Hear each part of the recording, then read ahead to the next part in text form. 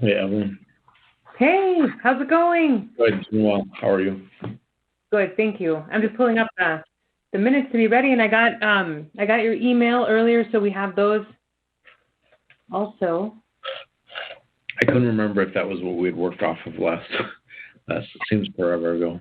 It really does. Yeah, it kind of all blends together after a while. Yeah. Yeah, that's going to be helpful though, because that'll give us a place to start. Right.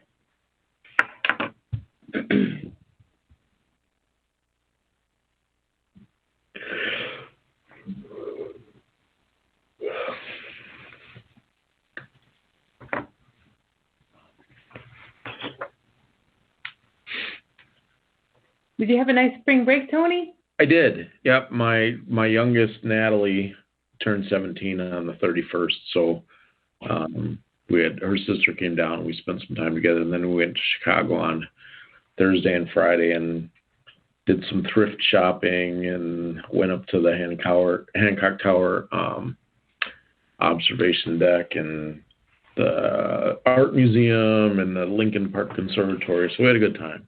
Wow, all that stuff I've never done. I've always meant to do all that Chicago stuff, but I've never done it.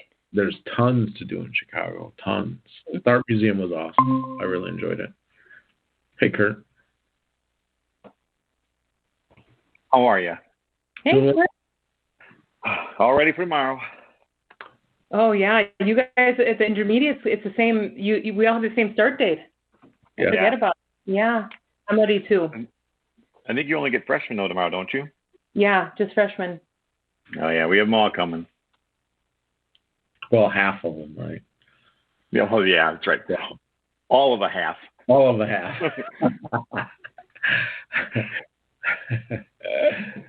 Oh, brother. I know. All right. Wow. It's 5:30, so I'm going to call the meeting to order. Michelle, can I have roll call, please? Sure. Just getting my list quick, even though I don't see a whole lot of us on.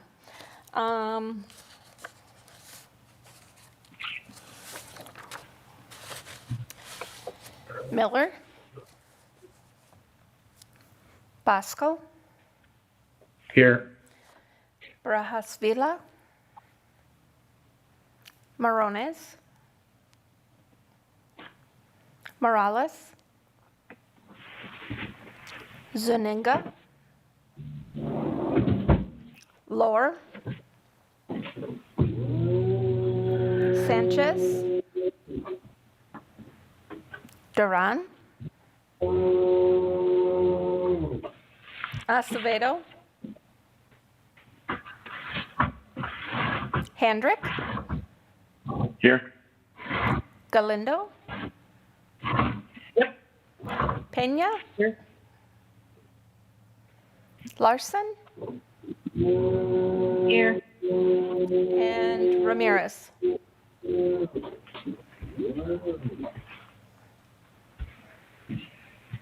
And Delgado.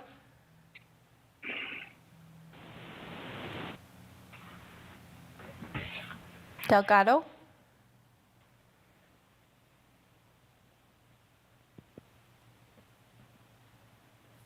I can see her. I'm just wondering if she can't hear me. I think she's trying to unmute, but Yeah, she can hear us. We can't hear her. I think that happened at one of the other board meetings too, didn't it?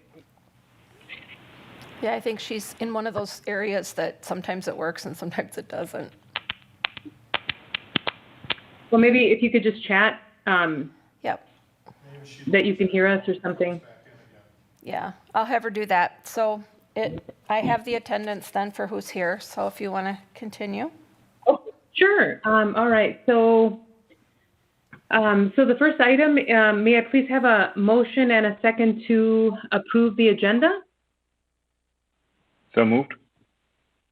I'll second. All right, we have a motion and a second. Is there any discussion? All right, hearing none. All in favor, please say aye. Aye. Aye. Any opposed? Okay, the motion passes. And then we have the approval of the minutes. May I please have a motion and a second to approve the minutes for the April 7th meeting? I'll move approval. Second. All right, we have a motion and a second. Is there any discussion? Hearing none, all in favor, please say aye. Aye. Aye. Any opposed? Okay. And so at this time, we can move into the business action items. The final discussion, the first item is the final discussion of the primary and secondary recommendations that we had made previously. So, Tony, you had sent me, I don't know if you have an easy way to share that document so that we can, maybe if you could share your screen, we can see it. Yeah, let me find it here. So it's been a little bit, so I think it's important just to kind of go back and review the last things that we had said and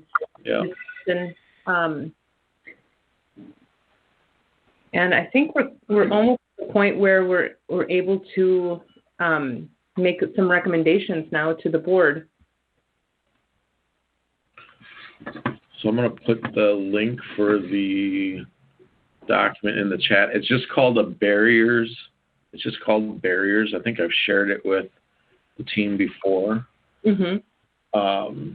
I'll make sure it's still loading on mine, but I'll make sure that the settings are open for anybody that has the link to be able to enter. I think I have the link. Oh, you got it in there already. Yeah.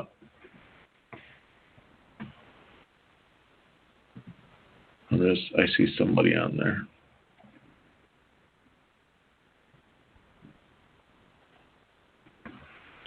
My computer's behaved all day, and now all of a sudden it's gonna bog down.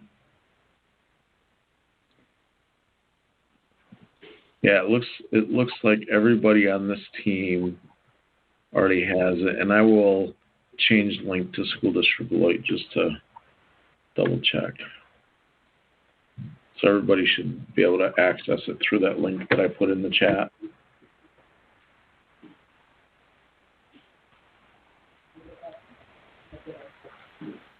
Well, I'm looking at, I'm in the barriers, the page says priorities and ratings, and just to kind of review, we had talked about the major, the things that we saw as real barriers. One of them was access to technology, use of technology.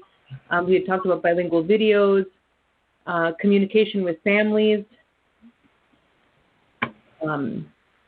using like liaisons more consistently, simplify language and legalese, the mindset. That was kind of a broader point of just having a bilingual mindset and a multicultural mindset to the things that we're working on.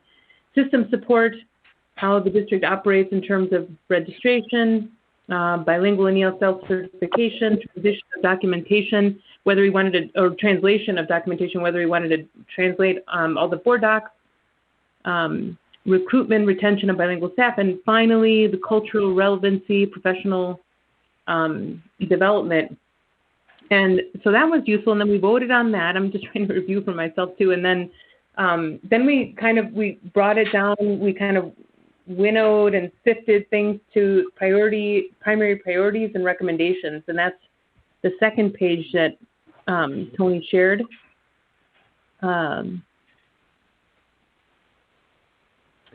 So we had said recruitment and retention was important,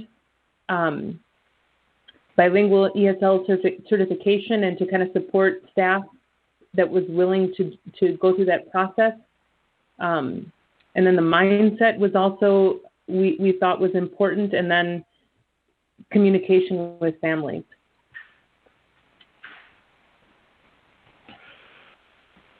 So maybe a good place to start would be, just kind of discussing the recommendations that we made, and seeing if there's any more, depth or, anything else that we would want to kind of give shape to before we propose something to the board.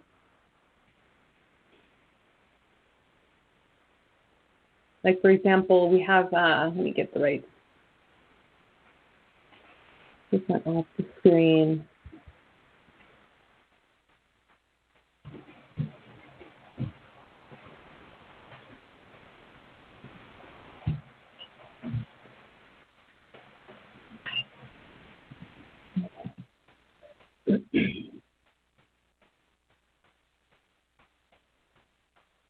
So, for example, with recruitment and retention, we had said that it was important to increase recruitment and retention of Latinx and bilingual staff by joining recruitment agencies, attending recruitment fairs at HCUs, HSIs, etc. So what else, what specific recommendations do you think we could make? Anything in addition to that, or do you want to flesh that out a little bit?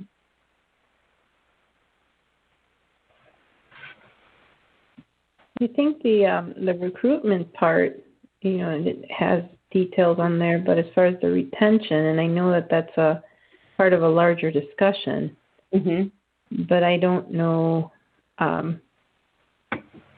exactly what types of things we should include in there. So what? Oh, go ahead. No, I was just going to say quantifying those two things. If we know that this year or last year, I guess, as we entered this hiring season, last year we newly employed 4 Latino or Latinx professionals. Do we ask for, or ask the board, or ask HR or somebody to set a goal of increasing that percentage? And then the same with retention. How many Latinx professionals did we lose last year to this year? And then as a percentage, that would be a benchmark goal, to continue to address. Or is it simply, is it quantifying it, or is it, tangible strategies within HR or teaching, learning, equity, the district, to retain those folks? Because that is a pretty broad recommendation, right? There's a couple things too with it. I'm just thinking about when we looked at the stats, like 46% of our paraeducators were people of color, were only 15% of professional educators. Now, when we want to target, especially, we're saying just in general in there, but I think we were saying that's where our lack is, especially, is in educators and administration. Would we want to make a point of putting that in there as well? And then I guess, secondly, I don't know if there's numbers, but I know, there was, it's been some time, but, a few decades back, they did a big focus on African Americans, and I think they had gone down to historically black colleges and universities, like in Mississippi and whatnot, and recruited a lot of folks. I'm just wondering, I doubt if there's data around anymore from that, but I'd be curious to see if there's something that might be comparable, to say what you might expect, to give us a target.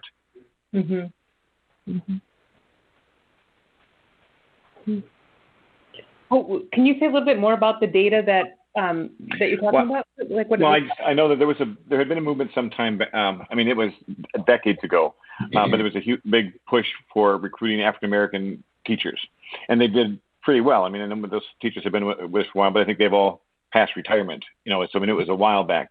But I'm just wondering if something like that. I'm curious if there's others who have done something like that, and if there's kind of like data on how well that has worked. If you give us a goal to aim for. Yeah.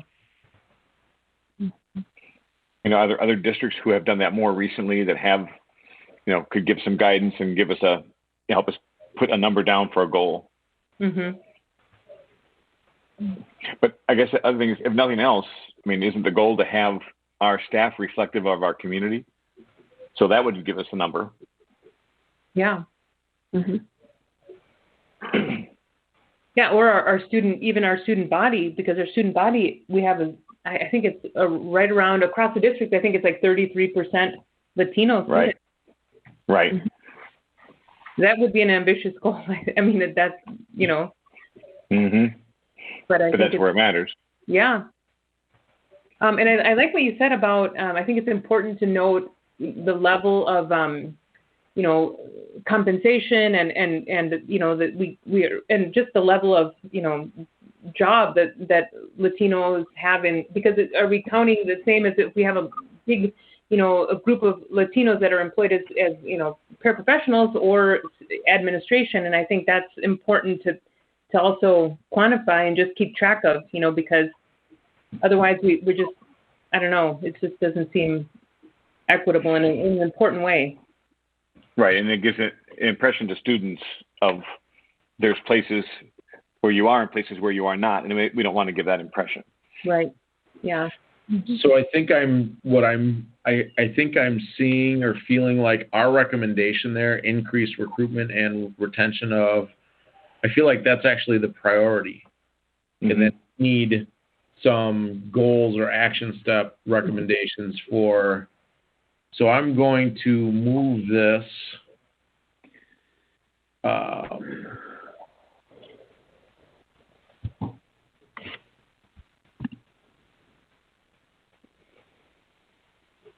So that becomes the recommendation,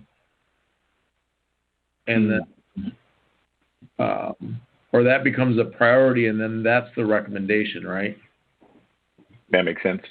Okay.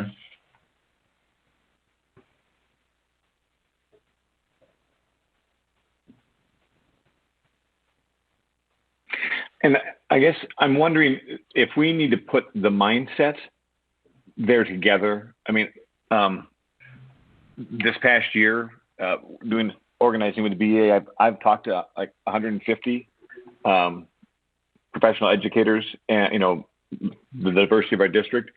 And I think one of the things they say is that the more we have that mindset, that's in that climate, like we're talking about under that option, the more likely we are to retain the people we do recruit.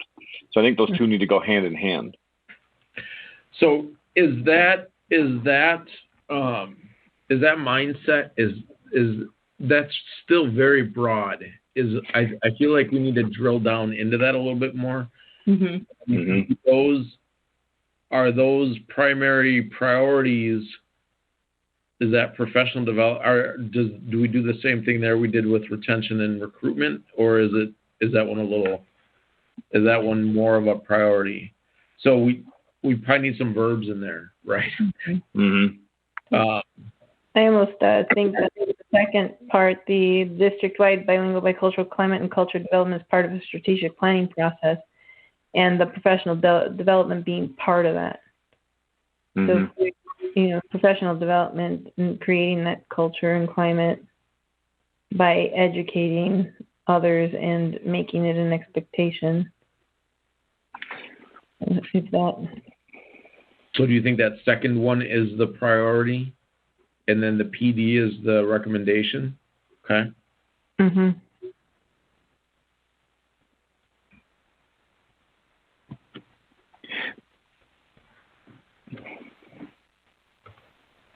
If I may, and I apologize if I'm speaking a lot here, but in my prior career in ministry, we worked in a Latino outreach, and one of the things that happened is first we were trying to just have like a bilingual service, and eventually the Latino membership basically said we really want to have a Spanish service so that we can develop our community and build our strength till we're kind of equal with the Anglos, and then we work more towards interacting.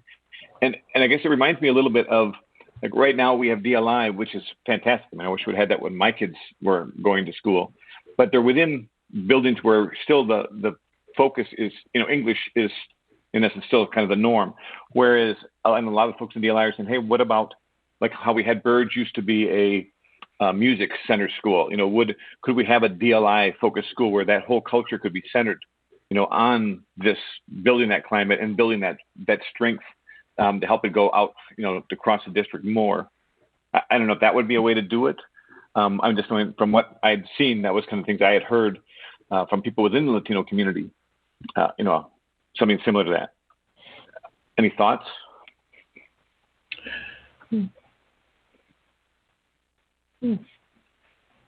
I hear what you're saying, Kurt.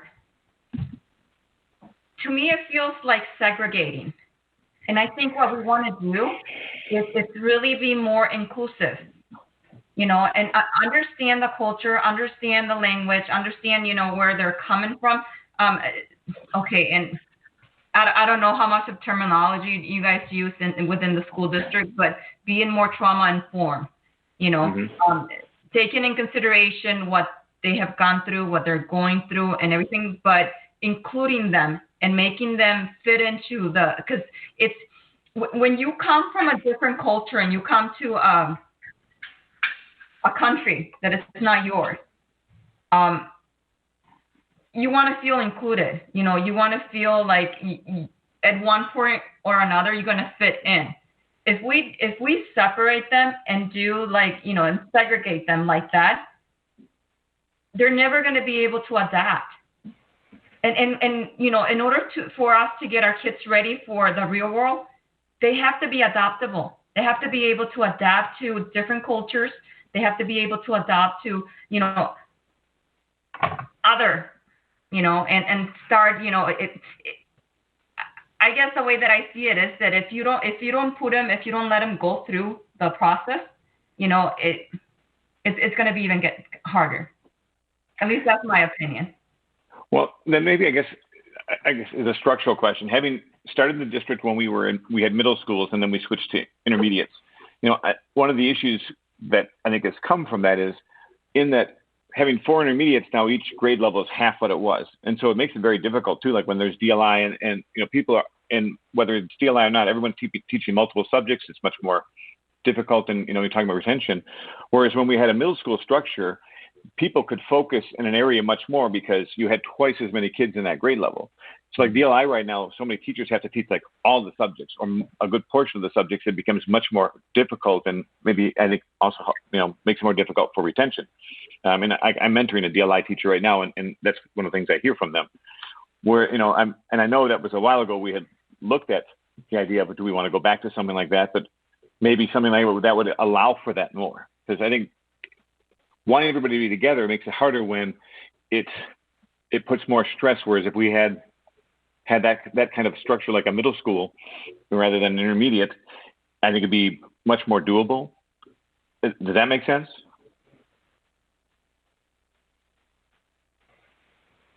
Mm-hmm. I guess from my perspective, I'm not really sure how, because the DLI hasn't come up to the high school, so I'm not sure what it looks like in your school. But can you give like an overview of what? Sure. So and actually, there's similarities between what all of us do, but more so with DLI.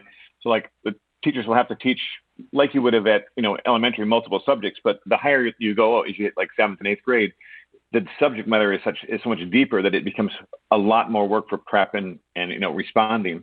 Whereas like when we were middle school structure, I taught just geography, and the intervention I taught more than one section, but it was the same. So I had 2 preps. Now with the intermediate structure, I teach 2 core subjects, and although this is an unusual year, most years 2 different interventions. So you're teaching 4 different classes to prep. And DLI, it's even more so because the smaller numbers. It's just one group of DLI students, one class worth. But so those teachers who teach have to teach multiple subjects. Yeah, they typically teach like an a DLI teacher will teach SLA primarily, and then maybe the add-on or science and social studies primarily, and then, the intervention or some kind of an add-on. So we do try to limit it. And I understand what Kurt's saying is in a middle school concept, you are able to, or a junior high concept, it's the number more than the model, right? Right.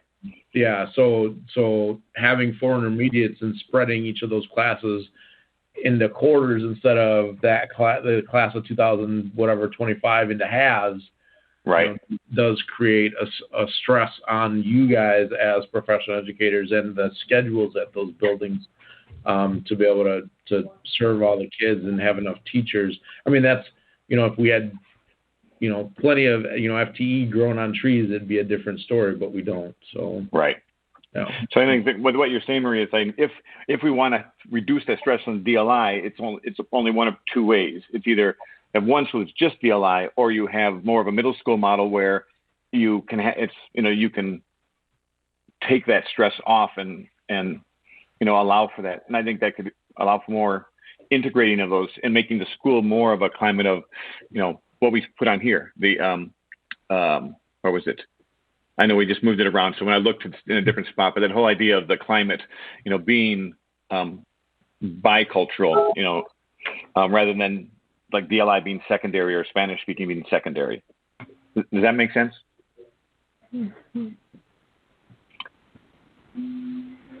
Yeah, I think that it does.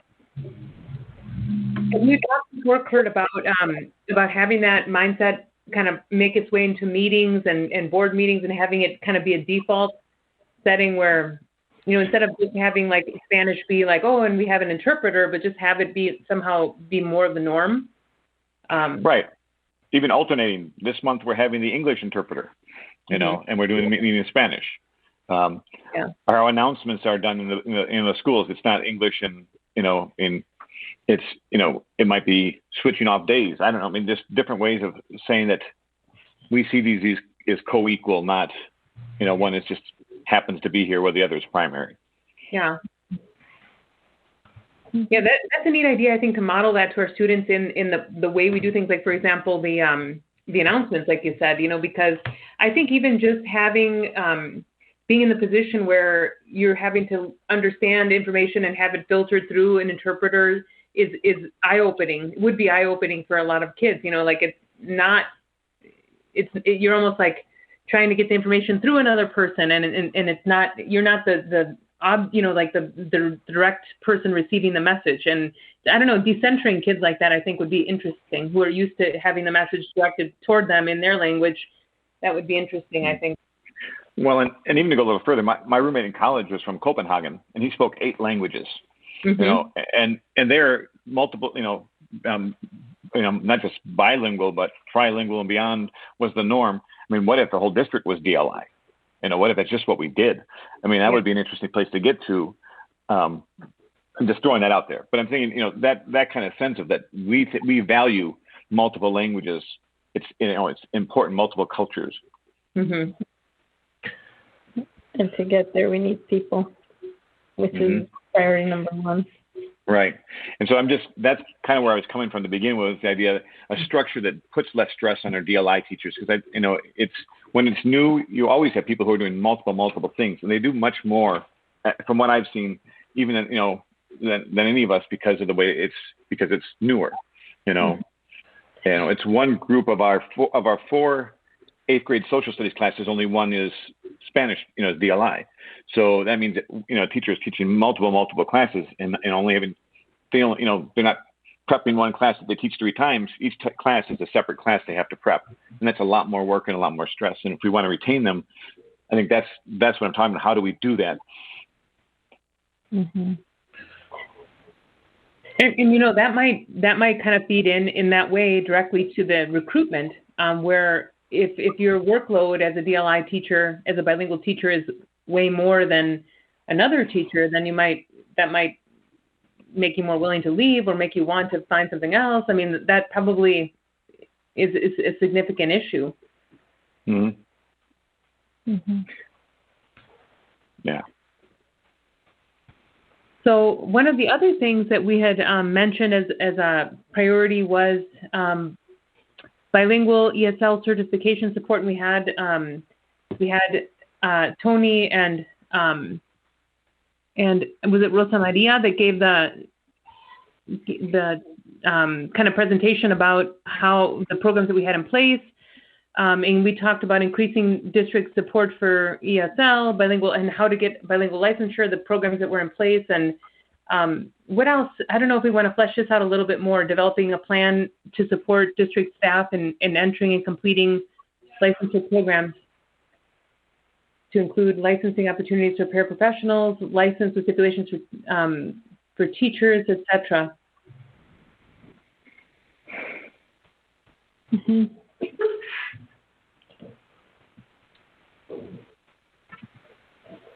I mean, so we had said that we already have a lot in place, but that, I mean, I don't know, Rosa, maybe Rosa Maria, can you kind of recap what exactly we have in place right now for to support teachers, or?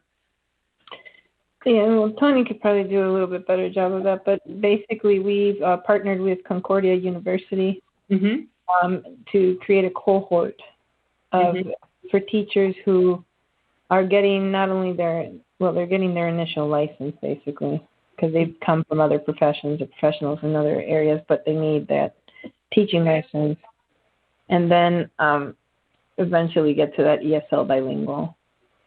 And then the district is supporting, which Tony could give you more details on that with a memorandum of understanding, and so that's part of, which is similar to things that have been done in the past in other areas, but that's part of it as far as the retention is that we support the expectation that they would stay with us for a few years after they're done. Mm-hmm. And so that's initial licensing, though. That is. Mm-hmm. And do we have anything for like the add-on, in case there were teachers? We have something that CISA 2 is offering, but it's not, it's not something that we've officially partnered with them to offer that. Mm-hmm. Yeah, I think that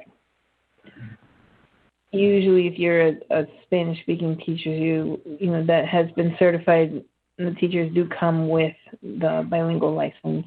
Mm-hmm. In general, not all, but the ESL is something that teachers who are certified in like a regular teaching license, if they add on the ESL and not the bilingual, that usually means that they're an English speaker, which is okay, but they're not necessarily bilingual. Mm-hmm. I don't know if that helps you. Yeah, answer that question. Yeah. Okay. So that's kind of where we're at right now. And so the recommendation that we had talked about, let me bring it up. I always close that screen. So we had said, let's see. Okay, so we said ensure ongoing support for ESL bilingual licensure, cohort support, assessment support, specialized mentoring, develop a plan for supporting district staff and entering and completing licensure programs to include licensing opportunities for paraprofessionals, license with stipulations, general education teachers. Are those two recommendations at all redundant? Are they? Did you say are they done? Are they? No, are they at all redundant? Do they? Well, I think. Go ahead. The first point is a little more detailed, whereas the second one, where it says develop a plan, because the first one, as far as that would be part of that plan, where they would get support, they would be supported through a cohort, they'd be supported through specialized mentoring, someone else who is also a DLI or bilingual teacher, ESL teacher. The assessments are a big deal. because the Fort test is very difficult to pass, as an English speaker, let alone as a Spanish speaker. And that's a problem.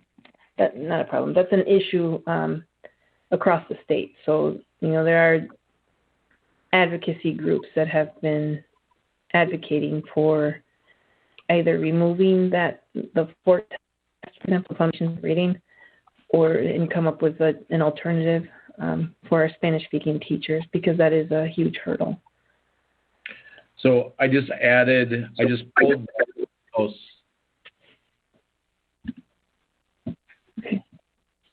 pulled the for paraprofessionals, licensed with stipulations, teachers, general education teachers, out of the second one and put it into the first one. Does that make more? Does that add up to that? And then we could remove the second one? Because now are they completely redundant? Yeah, I think that's good. Okay. Yeah. Or maybe, do you mind changing where ongoing support for paraprofessionals, that part go before cohort support?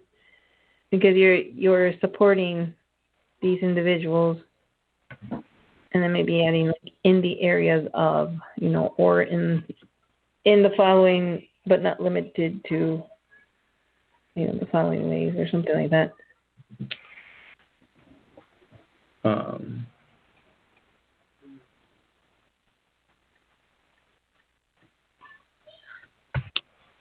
sure ongoing districts. And we thought of maybe proposing like some type of incentive for those bilingual teachers. That was within our recruitment and retention, I think. Yeah. Well, we said develop a plan, but I think, Maria, what you're saying is important, because we could be more specific. We could say develop an incentive plan for strategically, or just have that, have that be part of the recommendation. It's incentive to help recruit and retain teachers. I think that's really important.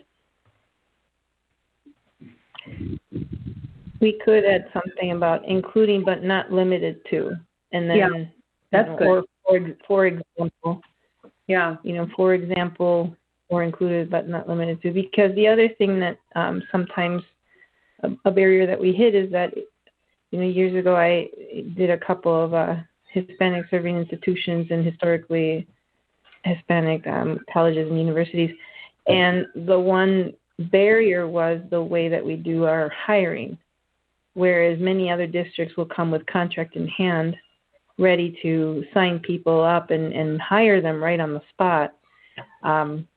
Our hiring process, so that's something to explore as well, how we are doing our hiring. So that puts us at a disadvantage with other districts who are able to respond right away. Right.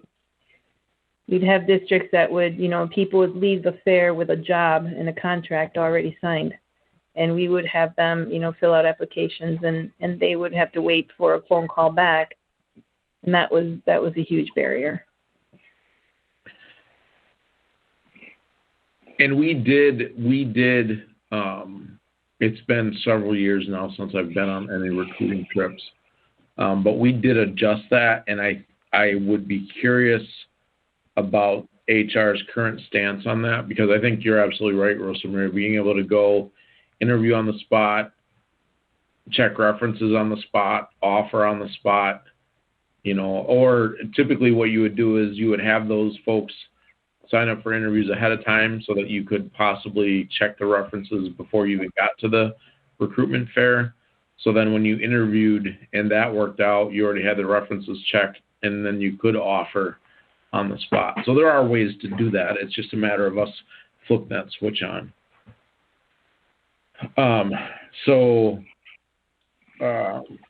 More.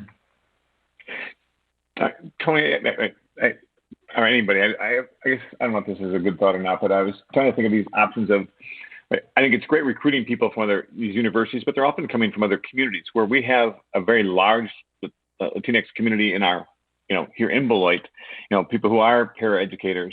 And we also are, we're hiring people who don't have licenses yet, but are in, or their teaching certification, but are in process. And right now, when they start, even though they don't have their licensure, they're starting at the same salary as someone who just came out of college who has their license.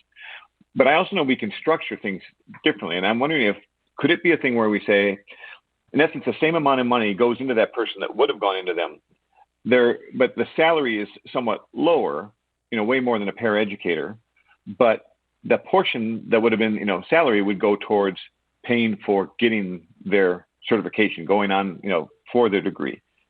You know what I'm saying? Yeah. I think the struggle that we would have is other districts will offer them, as a non-cert, what base salary is. And we've struggled with that as it is. Because there have been times where I've been on recruiting trips and I'm sitting at a career fair and we're offering $36,000 starting salary, and other districts are offering $52,000 starting salary.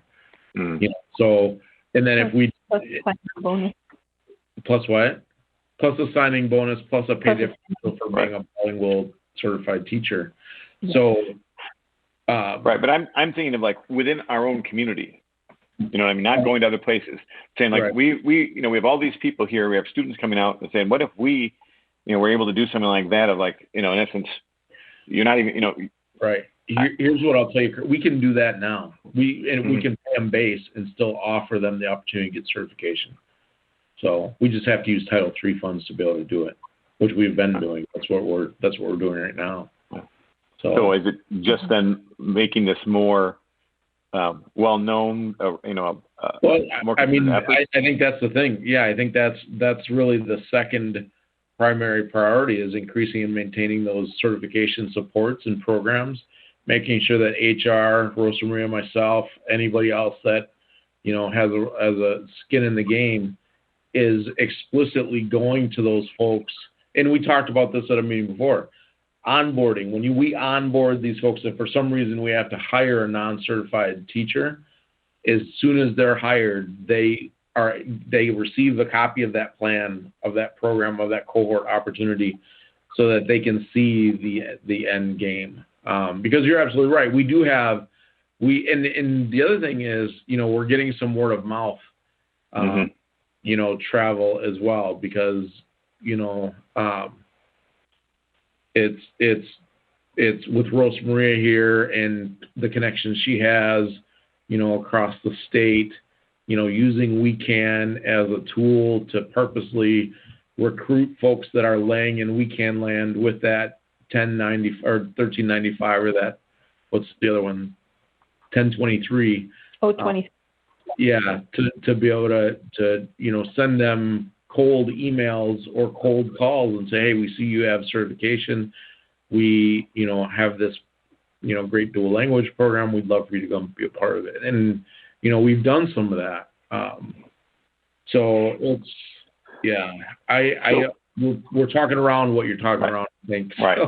Well, so then if we're looking at recommendations, I guess some thoughts maybe, and tell me what you all think. What if, and I don't know exactly how all your jobs are set up, but, could this be a thing where we say, hey, for like so many years, we have a position that is just absolutely only focused on that, so that their whole time can be focused on recruiting those people, especially locally, offering that is one thing. And I guess the second thing is, I know we had a proposal that had, we were looking at junior high, we were looking going back to middle school, and for a variety of reasons that were outside of the whole plan, that was, put aside or maybe even removed. But looking at what we're talking about, wanting to have people who are Latinx coming in and retaining them, would proposing the idea of looking at that middle school model again to, make it less stressful to be a DLI teacher, would those two things together be something that would be in the realm of what we're talking about? Or, what do you all think of that? Because it's just a proposal, right? We're making recommendations. Mm-hmm.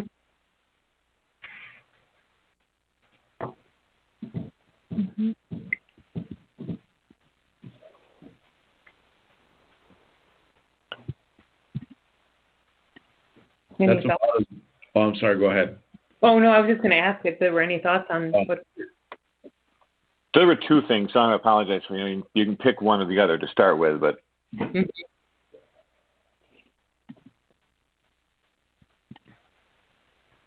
Well, Kurt, were you saying basically like rethinking the DLI program so that it was less of a weight or stress on the teacher, or? well, yeah. I mean, I think that is part of it. I mean, people who are in DLI, we've had people who've stepped out of it because it just became too much. And it's, I mean, in this issue, go ahead. No, I mean, I want to temper that a little bit because, we've had people step out of the profession because it's too much. So right. Well, I don't localize that and create a DLI issue when our retention in terms of the department has actually been pretty good the last, handful of years. And even this year had some of our Spain teachers not had to worry about, going home and then not being able to, we would have had even better retention. Right. So it's really about, I understand completely what you're saying in terms of, and that goes for all staff at the intermediate level. It's not just DLI, and I want to compartmentalize that as well. Right. Well, that's actually where I was trying to go to, is saying like looking at that option would also would help, I think, outside of DLI. I mean, for all retention. So what you're saying then is the recommendation would be to evaluate the intermediate model, right, for staff retention purposes, based on workload, et cetera. Well, and I think it goes beyond that too, because if you have staff who are focused on less preps, they're better at that area they're teaching too, and so it influences students. Students do better as well. But it would help us. It could help us all around with the issue we're talking about. Okay. Yeah, does that make sense? Everybody understand? I think where we're going with that. Yeah, I think what you're saying, what I'm hearing you say is that the DLI model, how long have you guys had that through the intermediate, Kurt, would you say? Like how many years? This is the first year in 8th grade. It's been added year by year. So like last year was the first year with 7th grade. The year before was the first with 6th. Okay. Well, see, so that's really important information, I think, because you're seeing the kind of the workload be an issue for the DLI, the way, and I think as that makes its way into the high school, like we can kind of learn from your experience and kind of, and just kind of reflect on that and shift it and kind of, I don't know, change it, because it's just going to keep going through the level. Right. But I mean, see, the issue I think is more our structure, like because the high school is all the kids in 9th, 10th, and 11th and 12th grade, all of them in Beloit are there. But before, 6, 7 years ago, half the kids were at Eldridge, half were at McNeil for all the 6th through 8th grade. Mm-hmm. Now they're split between 4 schools. And so it makes it harder because for almost any subject, well, especially like science and social studies, you get it where you have to take on another core class because there's just not enough students for your subject area. And DLI gets it a little bit more just because you only have one section of social studies. So one person's teaching that, and then there's also the Spanish language arts as well as English language arts. So having twice as many kids would mean the teacher who's teaching like the Spanish social studies section would have 2, not just 1. And so those things, and it would help students too, I think, from having been in both models, because that teacher only has to prep half as many classes. They have more time to really put their focus on those. It helps the students more, but it would also help integrate DLI into our buildings more. It would become a larger presence, and there's an integration too, because, well, I don't teach DLI students because social studies is in Spanish. English language arts and math are in English. So those kids are interacting, across, between both groups. Where you have a little less of that, I think, at elementary because they're all like in one class. Mm-hmm. But this, I think, would help with that, with retention, with student achievement. It would be a big recommendation, but I do think it could help all around, and especially for DLI. Yeah. Mm-hmm. I don't know. I mean, Tony, you've been doing it a while. I don't know what your thoughts are on that, or you want to say, but it just seems like that could be helpful. I don't disagree that it would. I mean, if we had a magic wand, Kurt. Right. And because I think the other thing to consider is this, we went down this path last year, and I don't know what Dr. Keyser, what the strategic planning process, what our future vision is going to look like. But I think as we look at district-wide multilingual, multicultural climate and cultural development as a part of our strategic planning process, I think that encapsulates what you're talking about as far as really understanding the future of the district, and then programming and structuring our system in a way that inherent in strategic planning really accounts for the things that you're talking about, as opposed to, when we talk about increased recruitment and retention, to put on there, change the intermediate model to a middle school model and go from 4 schools to 2 schools, that's a huge recommendation. And if that's what the committee feels is, but I think it's that as a recommendation of itself is less impactful than that move to a more multicultural, multilingual district that brings those stakeholders to the table. Mm-hmm. So, is the evaluate intermediate model focusing on teacher workload and specialization, improving retention? Is that a step toward where you were trying to get to? Yeah, I think so. And it really came out from what Maria said. What I'd heard was people saying, hey, maybe we have one school, one of our 4 intermediates, but that also can create a segregated setting. Right. So this would be more integrated. And we want all schools, and so I think that's where. Well, and actually, and just to throw this out here, but right now with almost anything we've done charters, it's always, hey, who wants to be in this? Maybe the mindset is that this is the norm and you opt out of it rather than opting into it. Mm-hmm. Yeah, that's interesting. Yeah. That's not typical. As far as I don't know, Rosa Maria would probably have more nationwide experience or understanding about that concept than I would. Woodstock, Illinois, they have pretty much all their schools are dual language except for one section, and each school is not. So it's pretty interesting, but it does require a lot of teachers that are bilingual. Mm-hmm. Yeah.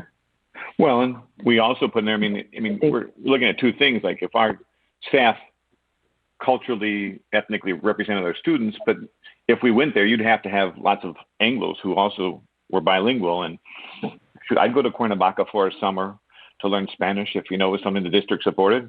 Yeah. A la ciudad de Primavera y Penal.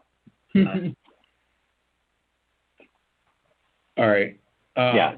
So maybe that's a long-term, goal, but I think that's along the lines of what we were talking about. Yeah, I think you mean as far as all teachers having some expectation that they would acquire a second language? Or not next year, but down the road. Right. That's something you can transition into too. As people retire who aren't going to go there, the people you bring in do, or when you come in new, that's something we do, and that we do things to encourage that or support that. We have some people teach Spanish, right, Evelyn? Yeah. Yeah, I don't think it's that far-fetched given our particular student body, because if you think of it, 33% Latino population here, it almost seems like critical and urgent that you have, you're able to pronounce names, you're able to, talk to parents, I don't think it's that far-fetched, but it's definitely within the context of just living in the U.S. and all this stuff. It's not the norm. We just kind of think parents and families are going to jump on board. But what if we were the ones to jump on board as educators? Mm-hmm. And I think that's an important question. And I think acknowledging the fact that that's our student body and I don't know, when we think for example, today we were talking about forward testing, and a lot of the teachers that would have been test administrators if they didn't speak a second language. We were talking about how to help students navigate not being able to, understand test questions. And, it would be very helpful if more educators were able to bridge those gaps for students, and if there were some incentive for teachers to become bilingual, or even at a very even at evolving levels of being able to pronounce names. And then I don't know, I think that's an important thing that we need to acknowledge within our district, is that we have a specific student body that we need to meet the needs of. Rosemary, how does Woodstock do with recruitment of teachers with that setting? I haven't been up to speed in the last few years, but they have heavily relied on the visiting teachers from Spain program. I know that there's other countries that have been partnering, kind of doing something similar. I believe Guatemala started doing something similar to what Spain was doing, that's what they have been doing, is heavily relying on that program, which, as far as the language, we do want to have a diverse staff and help our students, be able to learn different dialects and different ways to use the language. But, we also want them to have teachers who their language use is more similar to what they use at home. So right. It's like having people from England come to teach our English classes. Yeah. Yeah. Mm-hmm. So, I know I've thrown a lot of things out there too, but do we want to, just say that focus on the recruitment and development, and having a position that's really focused on, maybe even saying, hey, a 3-year term with this one person that's their only job, and we look at some way to support that? I don't know if Rosemary, if that's what, I don't know that you do, but something like that, would that be a feasible proposal for one thing? Looking at the school structure as a possibility, and maybe a long-term goal, like a 10-year or 15-year goal of becoming a bicultural district. Would those be things that go with what we have on the list here? Mm-hmm. I like the idea of a short-term and long-term recommendations. I think that's important.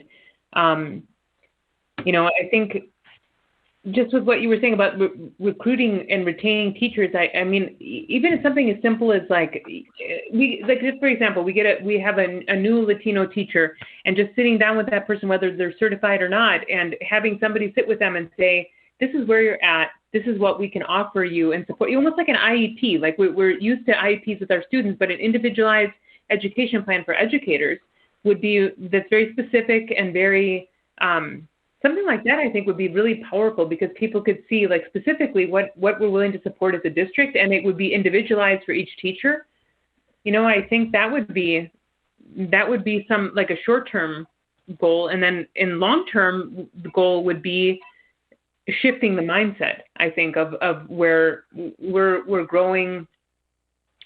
We're just shifting toward that kind of, I don't know, the setting of that it's not necessarily English first, and that we're adding on English, adding on Spanish.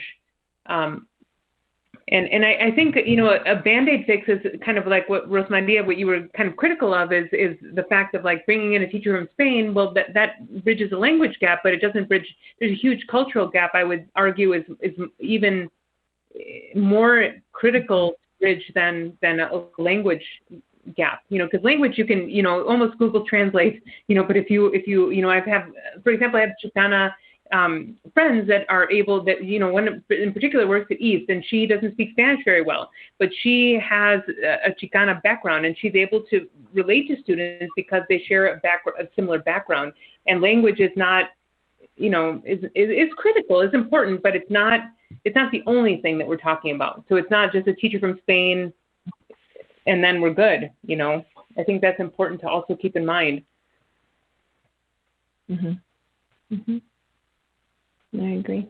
I think it's interesting, the idea of having somebody who can bridge that for teachers, for for example, teachers who might be hired with stipulations, because that is in my conversations with the teachers that we have in our district is they need that guidance. It's different than the new hire orientation. It's different, it's a different onboarding process because they say we completely understand the educational system in our own country. We can navigate the university system. We can figure out how to get those licenses and certifications in our own country. But here, it's I don't even know where to turn to. So that's one of the reasons why Tony created this cohort to help out with that. But it is a real need, especially for different stages of their career and how they're getting to the teaching certification, whether it be a paraprofessional or somebody else who works in our district. So it is, and it has to be individualized to some degree. Yeah. Yeah, and I like what you said about the onboarding process. Maybe that's where we begin. Is like at the onboarding process. At that part of a person's career, identify teachers that that we would want to mentor or that we would want to particularly retain, and then develop a plan for those in collaboration with those teachers. See what they're looking for, and then how we can support their goals, professional goals, and I think that would go a long way for retaining teachers because like you were saying, Rosa Maria, there are different education systems, and so not everybody knows. Can navigate the system in the U.S. very readily, and so I think it's nice. It's critical to support those teachers. And also just even understanding what our needs are as a district, because, you could, a teacher might think like, well, if I study this is what's going to, help me be, useful or help my career in this district. But our needs might be different, and it's important to just kind of be able to talk with, you, Tony, or whoever, and just if long-term, if you wanted to become an administrator in 10 years, maybe it would be nice to be able to have a discussion about how to get from point A to point B, and that would be, I think, really useful.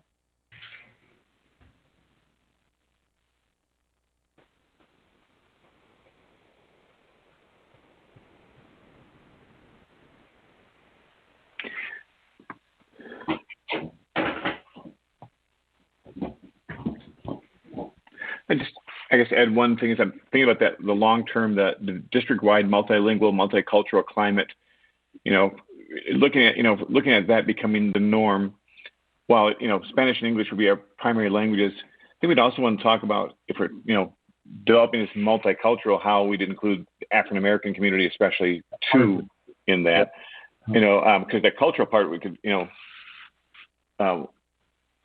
there's African-American vernacular too, which would be a whole other discussion. But yeah, I think that's just want to make sure that we have that in our thoughts, because I think that would. And that's really why I changed that from bilingual, bicultural to multilingual, multicultural, because I agree 100%. And, often this is something that we probably need to do a better job of publicizing is we have 14, 16 different languages spoken in the school district currently. People don't realize that, One other question about that is with these priorities, is there any kind of rank order to them? And I know we haven't talked about the last one, communication with families, yet.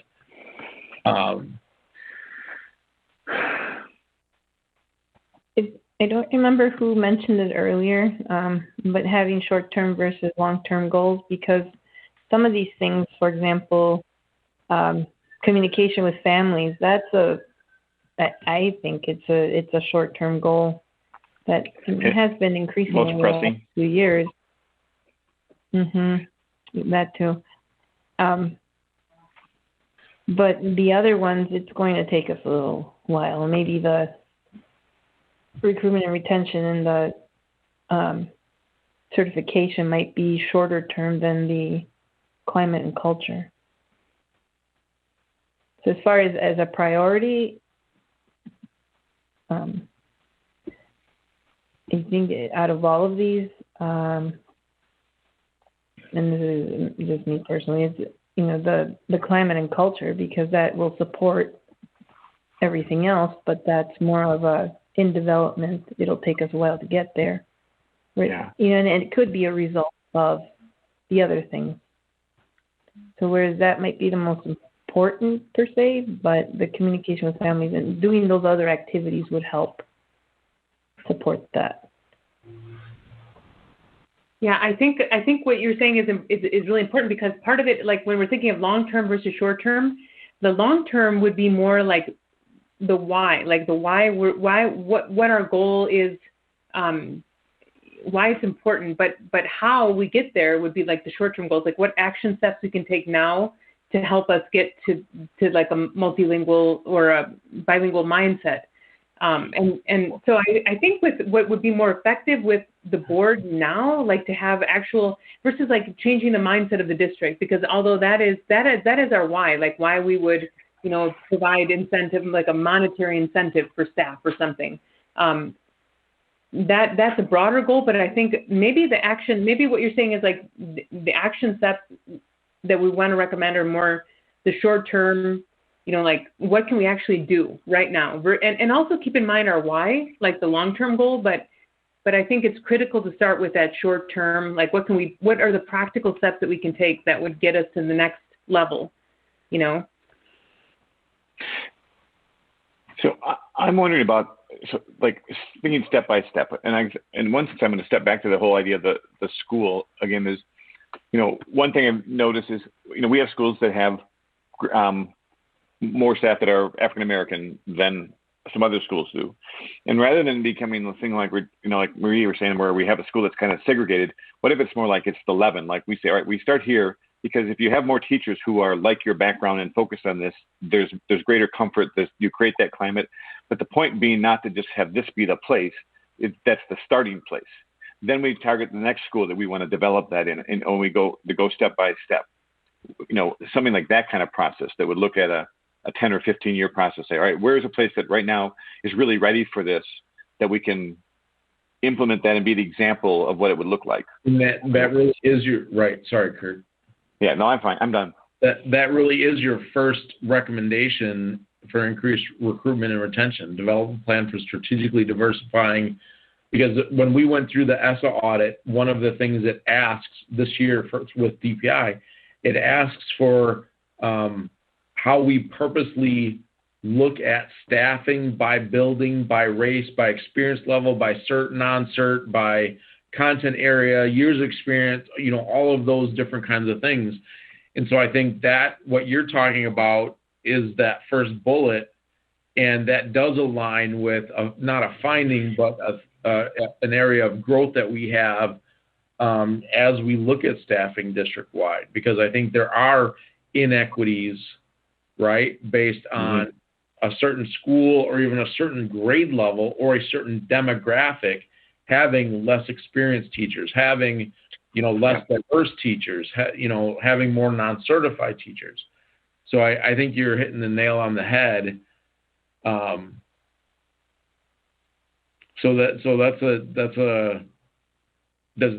that say that explicitly enough, I guess?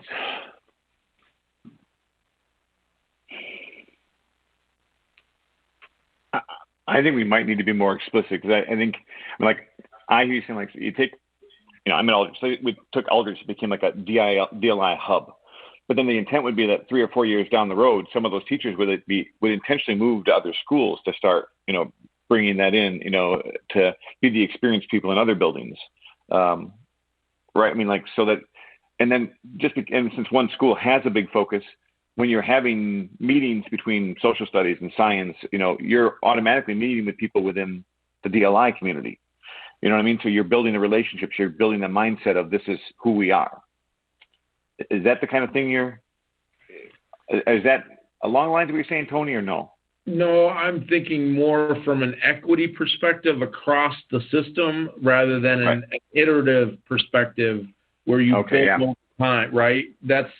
I think we are looking at the now in terms of what can we do now to address any staffing inequities that we have across the system. And I think what you're saying, and you know, I mean that goes back to, you know, our model for both intermediate and dual language are not going to change next year. I mean, it's April 7th or whatever, you know. So you know there are some adjustments that can be made, you know, but we're trying to find. And I think, you know, I agree with you that plan for diversifying our staff is a longer range plan, but you have to have incremental goals and be able to see year to year that growth, you know, that you're achieving that equity that you've ultimately, or that you know, are pursuing. And so and we're saying that our goal is that over time, if that takes 3 years, 5 years, 10 years, our ultimate goal is for our staff to reflect our students. Yeah. Right. That's where goal. And just to kind of clarify before you go on, I think we're saying that in terms of language. Isn't that because culture would be ideal, but at least linguistically, because I think that's more realistic. Like if a teacher starts out and they don't have they're not Hispanic or Latino, but that they see that the students we're serving are Latino students, and so Spanish is necessary. I don't know if I agree with that, Evelyn. Okay. Because I think there are there's a fair representation of Latinx, you know, folks that are not Spanish speakers, not fluent Spanish speakers, not bilingual. Right. And the idea of bringing that culture because you don't speak Spanish doesn't mean you didn't grow up in a you know, Latinx household, right? And experience those customs. So the Spanish is an important goal, but I think the reflection of I see me and you, is really what we're after. Okay, I think that's important to clarify. I agree with you. I think that's true. Yeah. So then going back to what we were talking about, like, you know, and Evelyn, you brought up, and Rosemary was talking about, like, our target would not be bringing in people from other countries for DLI. It would be more that raising up from within, you know, the programs we talked about, how we can help, like, the people who are already paraeducators, who are bilingual or who are Latinx, you know, growing that, our students who are coming up, maybe looking into education, how we can encourage them to stay here. They already have connections to community. So does that sound like that would be like our priority focus first? And hey, how do we take the people we already have and help them come into these positions? We say grow our own on here anywhere. No, but I think that's what we meant. Right. Yeah. It's on the minutes from last meeting. Yeah, I mean, I think that's important, like growing your own, because like I think even at a level we could vary that at a student level. For example, we could identify students that we, you know, like for example today, we were talking about the link crew. Tomorrow, you know, instructing our students and helping the freshmen, and that those people would be, you know, they are students who would be like acting as teachers for the first time. They might be interested in being teachers in the future. So I mean, I don't know, that would be an interesting approach to identify students that might be good educators later, but also identifying teachers that might also become administrators in the future, you know, and just basically, I think, like I said earlier, it's almost like identifying Latino people or Latinx people that are already in our community or part of our district that we could develop almost like an IEP type career plan with, or, you know, meet with students or meet with educators in the initial stages or at any stage of their career, and kind of guide them through to the next level. I think that would go a long way toward retention. Do you guys know anybody on the Grow Your Own committee? No. Jen Papke was the one presenting on that, wasn't she? I'm being somewhat. Oh. Rosa Maria. You got to have the background knowledge, I guess. Yeah, sharing, because I really like that idea. I really like how Evelyn put it. Yeah. You know, if we could do that, I think that would really gain us a lot more retention. And within having retention, I think it would be promoting, you know, the kind of district that we are for more to, you know, to come and join in. Right. You know, our Hispanic community, they're word of mouth, you know, whatever they hear, that's what they believe. So, you know, if they're hearing out there from our parents, from our teachers, from our, you know, that this is a good place, that's what they're going to believe. Yeah. And I think like Maria is saying, like the Hispanic community is very much like you need to meet with the individual and talk with them and have a relationship and develop a relationship. And then tell them, hey, this is, you know, on a one-on-one basis, this is where you're at. This is what we can offer you as a district, you know, in 5-10 years. And then I think we would have a lot of buy-in, like a lot of buy-in from people. But I think we need to really help educators and paraprofessionals and all our staff and students, you know, who are interested in becoming educators feel valued, like, you know, like recognizes like what your culture, the fact that you've already had a bicultural experience or multicultural experience is valuable. And we value that as a district. And because of that, in your potentially multilingual, you know, that's a, you know, like a feather in your cap that we're willing to compensate you for, you know, and I think that's really key.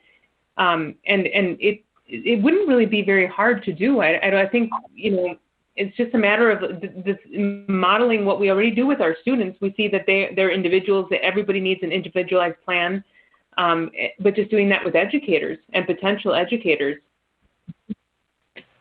But that would particularly, I think, work well with our Latino population because they're navigating, there's a big bridge there. There could be language gaps or they could be first generation, you know, figuring out college for the first time. I mean, there's a lot of gaps there that I think we could help bridge. So looking at our like order of things and that broader vision, I hear the first focus is that communication with families, you know, that like right now our staff does not reflect our students and it won't next year. Down the road, our goal is it will.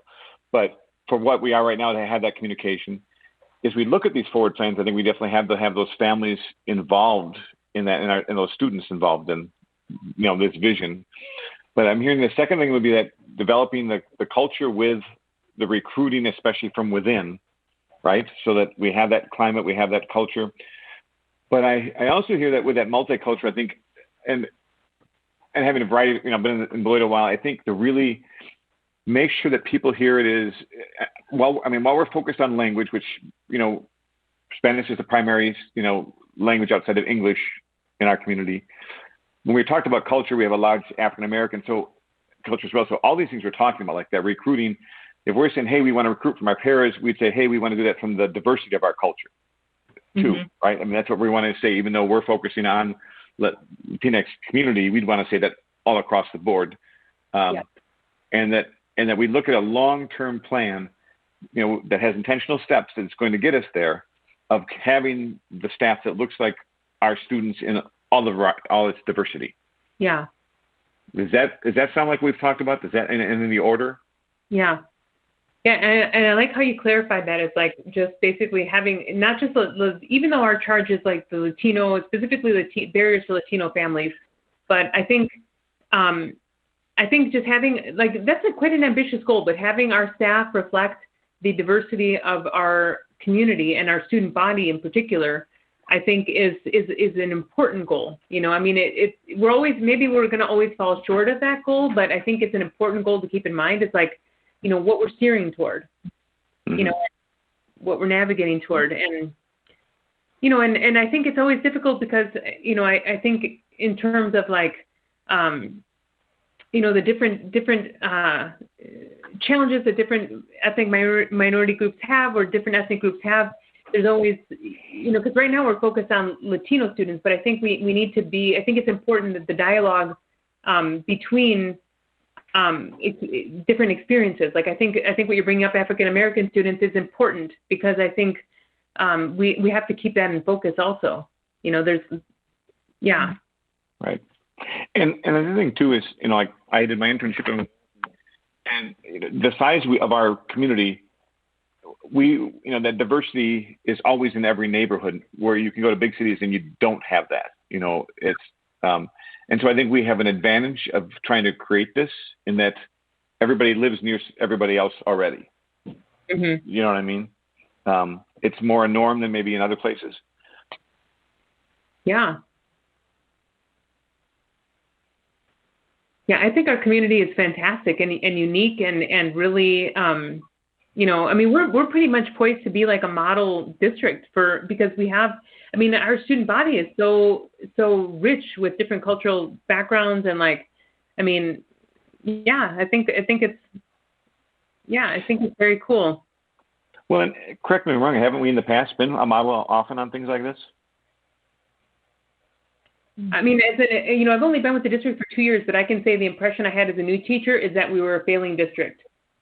Because maybe that's the way I came in, but I mean, when I came in, it was like, these are all the deficiencies that we have because we're not meeting state standards, you know, and we're, you know, but I don't know. I mean, that could just be the impression, you know, that I got, or the emphasis that I had. But I mean, when I look at our district and the students, I see like a ton of potential, a ton of, you know, of successes. And yeah, I think, you know, I don't know. I mean,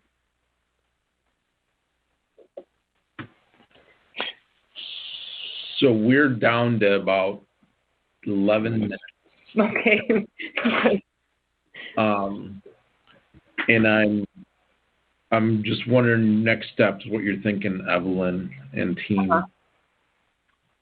Well, I think we're not quite to the scheduled presentation for the board, but I think that what we need to do is really try to finalize now some concrete proposals in the last like few minutes, or we can extend this if we need a little more time. Maybe, you know, create a draft of a document that we could share over the next month, and where we could potentially draft some preliminary proposals to the Board of Education, because at some point we need to kind of just propose something.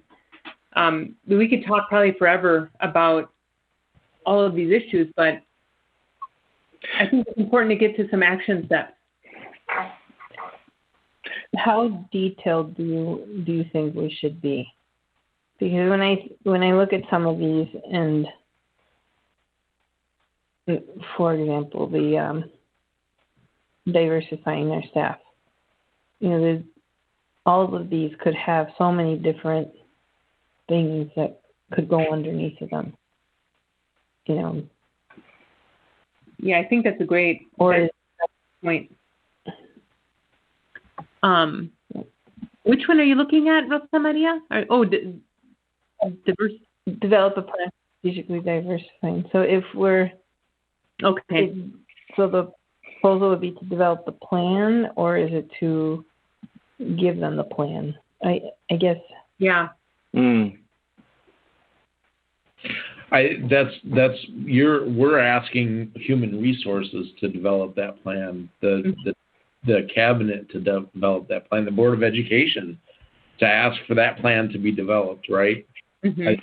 That's what we're after. I don't think our charge is to make plans. It's to give recommendations for others to which will end up being us, but some right. But we could add that for HR or a later committee to develop a plan, you know. Because I think what you're saying, Rosa Maria, is to make these more concrete, and that's maybe what we could do over the next month, is to share this document and you know, and make it much more concrete. So instead of just communication with families, well, we do have some recommendations: translating, interpreting services, building level signage. I mean, I think that one's pretty concrete. But maybe just kind of taking some time to really, you know, make comments on these and work together to really make them recommendations that the board could run with. Like, for example, like exactly what we just said, for HR to develop a plan. So answering the questions of who would do it, maybe we could ask like when it would be done, like within the next year. HR would develop a plan to begin to, you know, strategically diversify. So making them as concrete as we could. That is probably the next step. Yeah, but at the same time, you know, for example, taking that same example, develop a plan.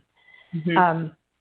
It may help us if we put something to the effect of such as, or for example, or not committed to, and and maybe that's something that HR would have to come up with that plan and decide what that would look like. Mhm. So then, but then who would hold them to that as far as they may develop a plan that we know maybe there's better ways of doing things. I don't know if maybe even including that, researching other districts who have successfully done this. Mhm. I can think of one near Elgin. So It has been pretty successful. So I have a proposal. I think, and Michelle, you'll have to help us out, and maybe Maria. I don't know, will this recommendation go to the full board, or will it go to committee? It will go to committee first. Okay. I think planning committee. That's correct, Okay. Maria, which will meet on May 4th. Of May, right? Potentially. Yes, the 4th of May is their next meeting date. Yeah, so, and then we would have to have our presentation completed by the 28th of April. Okay. But we're not scheduled to meet until the. Pardon me. Right. Pardon me. Yeah. Actually, you'd have to have your presentation done and in by April 26th because I have to post the packet on April 28th. We've moved to Wednesdays, not Fridays. So that moves the deadline to Mondays at the end of the day. Well, could we say, well, we have a special meeting in 2 weeks, and you have this list, which to me looks like it's almost prioritized in the order of, all things would start now, but the first are, pressing short term, and the bottom ones are important and long term, right? And just maybe whether the things that are in the order we want, like I would just put the grow your own above the recruiting from other places, right? Because we, if we're looking at prioritizing, but we have all the things we want in there. We just have to, maybe shift a couple things around and what's the term I'm looking for? Polish it. Yeah. Make them SMART goals where the board can say like, oh, that's something concrete that we can put, action into and see progress. I think that's. So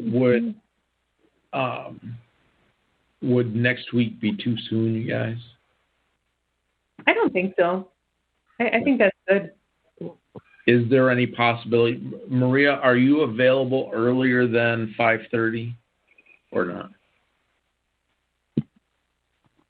It kind of depends the day. Normally not. My time off work is at 4:30. Okay. And I try not to use work time. Gotcha. Nope, understandable. So could we go at 5 or 5:30 next Wednesday, just 1 week from today? Yeah. Okay. I have it open. Mm-hmm. All right.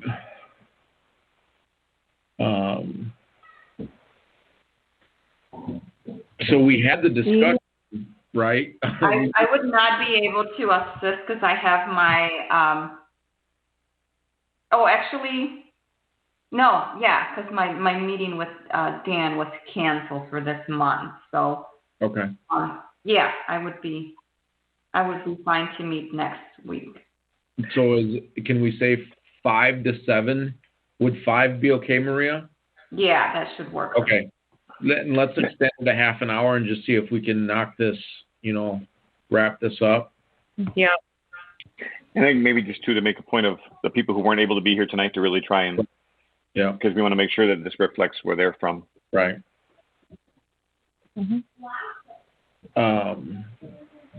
Okay, so do we need any motions or anything to move on with this? Well, I can ask for, can I please have a motion and a second to move drafting the preliminary proposal to the Board of Education pushing that part of it until next Wednesday from 5 to 7? I'll move that. In a second? Second. I'll second. Okay, so we have a motion and a second. Is there any discussion? Hearing none, all in favor, please say aye. Aye. Aye. Aye. Any opposed? Okay, the motion carries. And so I think then that brings us to the meeting closing. And so let's see. So may I please have a motion and a second to adjourn the meeting? So move. I'll second. All right, then let's see. So we have a motion and a second to adjourn. Any discussion? See you next Wednesday at 5 o'clock, 7 o'clock. Kurt's I buying. see it's already on the calendar. Thank you. Awesome. Well, I'll see you guys next week then. I'm excited to kind of get this in motion. And are we still going to do virtual, or are we ready to come back in person Oh. at all? Question. It may not matter, but I know that we're going to start going to in-person meetings, board meetings. So I didn't know if there's any interest in that, or We could do it in person. I mean, maybe we could leave it optional, but with a, Yeah, absolutely. Yeah. So let's say next 5 to 7 here at Colac next Wednesday. Then anybody, needs to call in virtually, we'll still have that capacity as well. All right. Perfect. Sounds good. Thanks, everybody. Hasta luego. Take care. Cuiden mucho. Adiós.